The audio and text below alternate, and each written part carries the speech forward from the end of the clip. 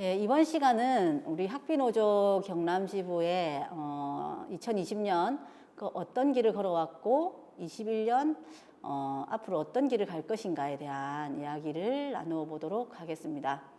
저 사진처럼 푸른 하늘이 있는 저 끝에 가면 우리 비정규직이 없는 세상이 오지 않을까, 그런 방향에서 21년 가보았으면 좋겠습니다. 20년 주요 사건입니다.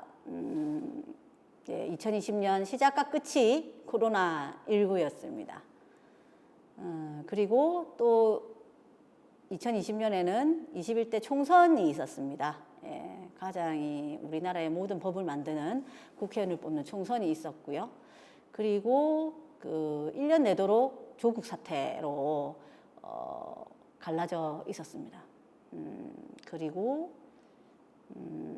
박원순 우리 서울시장이 갑자기 목숨을 끊기도 했었고요.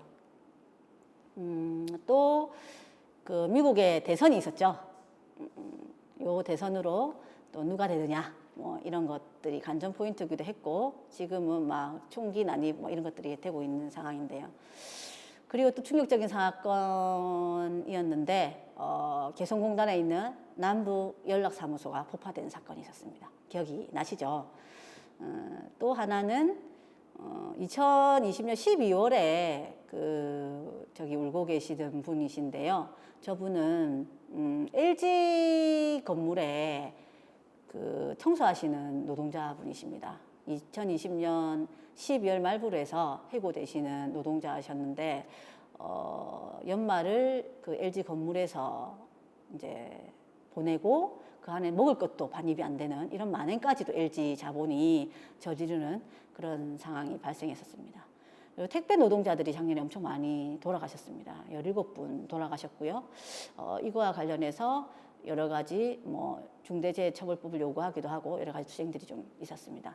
그리고 또 하나 충격적이었던 것, 그 정인이라고 그죠? 아시죠?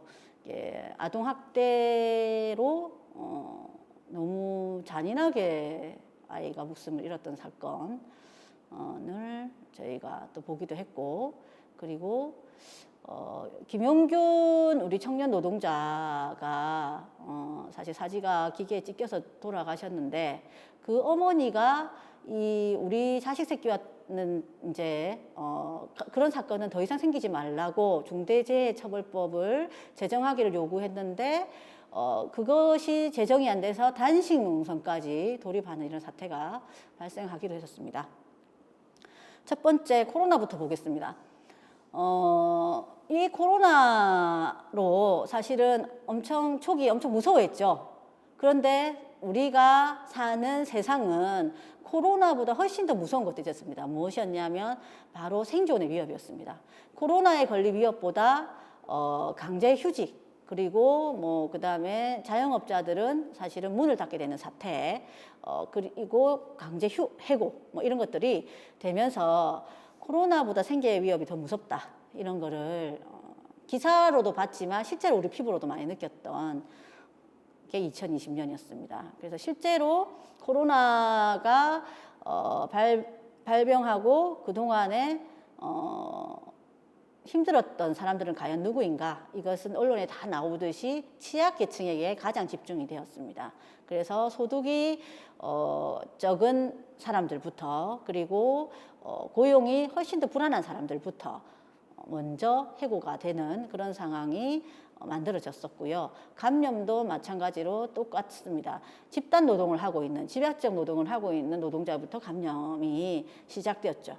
그래서 이 취약층에 집중되고 있다, 이런 거였고요.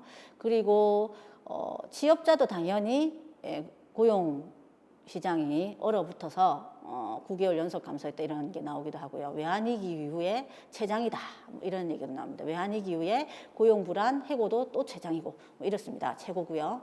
그리고 이 코로나를 핑계로 직장 갑질도 도를 넘어간다라는 겁니다. 그래서 그냥 그만둬라, 문자로 그냥 내일 나오지 마라, 이런 것까지, 그 다음에 임금 깎겠다, 아니면 해고하겠다, 이런 것까지 다 해서 사실은 직장 갑질이 훨씬 더 심해지고 있는 것이 코로나 때문이다 이런 거고요.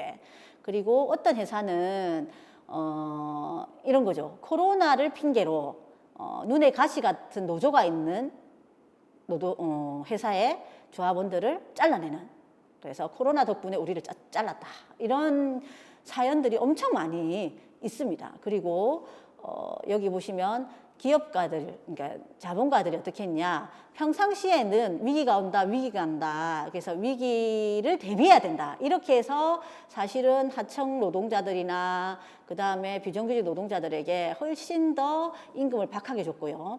그리고 지금은 뭘 한다, 저기 이제 위기는 또 평상시처럼이라고 되어 있어요. 그래서 사실은 코로나 위기 안에서도 우리가 수익을 유지하려면 너희들의 임금을 깎아야 되고 너희들의 해고를 해야 된다. 그래야지 이 회사가 유지된다. 이렇게 하면서 더욱더 노동자들을 착취하게 되는 이런 구조로 이 코로나가 우리 노동자들에게는 직격탄이 되었었습니다. 그리고 밖으로 보면 이제 미국에 대한 이제 지위가 하락된 것을 우리가 많이 봤습니다. 그래서 미국에는 지금도 뭡니까? 이 폭도들이 막 있는, 사실은 이제 인종차별에 의해서 흑인들이 분노해서 계속해서 이제 항쟁과 같은 그런 분위기가 있기도 하고요. 그리고 코로나에 걸려서 이 공공의료가 보장되어 있지 않아서 돈이 없어서 죽는 이런 사람들이 대단히 많이 생겨, 사망자가 그래서 이제 엄청나게 많지요. 그리고 그 무덤 너무 죽는 사람이 많아가지고 매장을 못 해가지고 저렇게 뉴욕에 저기 옆에 있는 섬에다가 저렇게 관을 쌓아가지고 매장을 하고 있는 이런 우리 사진도 많이 봤고 그랬었습니다. 급기야는 사실은 이 미국이 대통령 선거를 맞이하고 이러면서 미국이 가장 우리 세계 최고의 나라다 이런 한상을 갖고 있었는데, 이제는 선거 때마저 이제 국회에 난동해가지고 난입해서 총기 사고까지 벌여내고 사람까지 죽는 이런 상황이 발생한 것을 보면서 사실은 이 코로나로 인해서 세계 최강국이라고 하는 미국의 민낯을 다 보게 되는, 그리고 미국이 이제 몰락하고 있구나 이런 것까지를 보게 된 것이 2020년도가 아니었나 이런 생각이 들었고요. 코로나가 학교 비정규직 노동자들에게도 닥쳤습니다. 그래서 저희가 연초에 생각이 나실 건데요. 언제 학교 문이 열릴지 몰라서 사실 개학이 안 되고 방학 중 비근무자들에게는 출근을 하지 말라라고 하는 이런 청천벽력 같은 이런 일이 발생했어요. 그래서 당시에 우리는 코로나로 감염되는 것보다 진짜로 생계가 위협을 받아서 죽을 것 같다라고 하는 위협을 우리도 같이 느꼈어요. 그래서 그때 당시에 정말 지금보다 훨씬 코로나가 무서울 때 아닙니까? 그죠?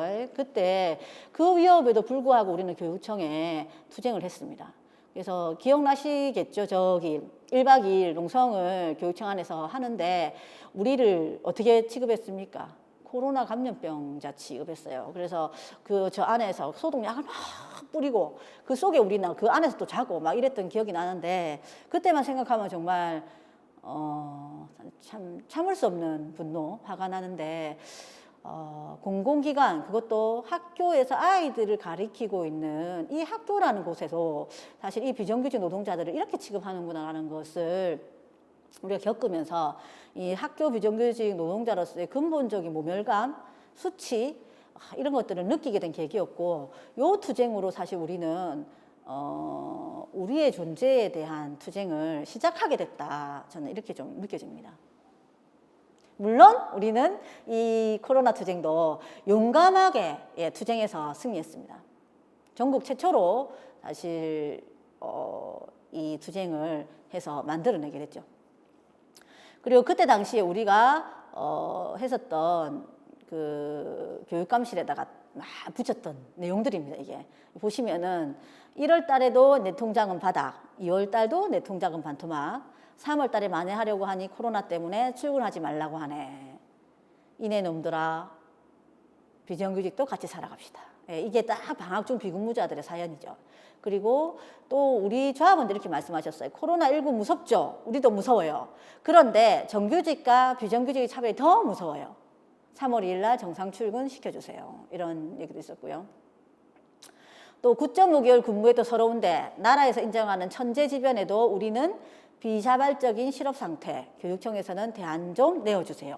실제로 우리는 실업 상태가 된 이런 상황이 발생됐고 이것을 아무도 해결해 주지 않았고 우리들의 단결된 투쟁만이 이것을 해결하는 과정이었다. 이렇게 좀 말씀드리겠습니다. 그리고 이 투쟁을 시작으로 일어난 직종이 있습니다. 바로 특수교육 실무원입니다. 그동안의 학교 비정규직 처우 개선 직종 안에서 보시면 가장 처우가 열악한 직종이 특수교육 실무원이었습니다. 이 직종은 우리 노조 안에서 보면 분과 체계가 잘 안 굴러간 직종이기도 했어요.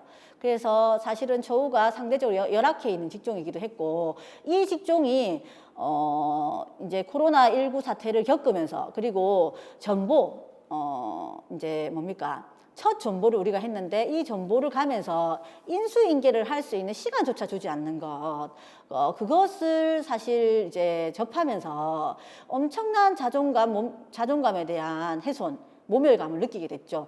그래서 이 직종이 진짜 벌떼와 같이 일어섰습니다. 그래서 비 오는 날 저렇게 투쟁까지 하고 이렇게 하고 1년 내도록 상시전일 투쟁을 요구하면서 경특원장에게 사실 막말했던 경특원장의 사과도 받아내고 상시전의 투쟁도 힘있게 하면서 승리로 만들어 왔던 투쟁을 전개하기도 했고요.